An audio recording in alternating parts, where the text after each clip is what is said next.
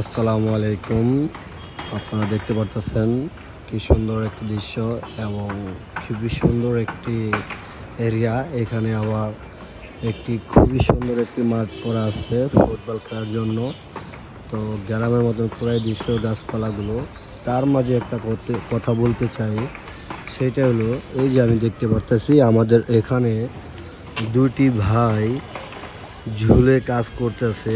এই যে এত বড় রিস্ক নিয়ে, জীবনের ঝুঁকি নিয়ে তারা যে এত বড় বিল্ডিংয়ের ঝুলে কাজ করতেছে, আমার কাছে বিষয়টা অনেক কষ্টর মনে হয়েছে।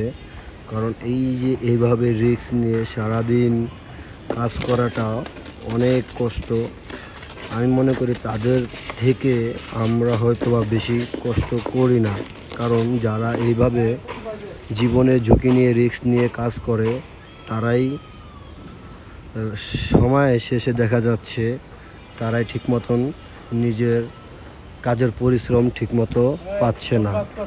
তো আশা করি সবাই তাদের জন্য দোয়া করবেন এবং তাদের জন্য ভালোবাসা রাখবেন। ইনশাল্লাহ তারা যেন সুস্থভাবে ঠিকভাবে কাজকাম করতে পারে। আল্লাহ হাফেজ।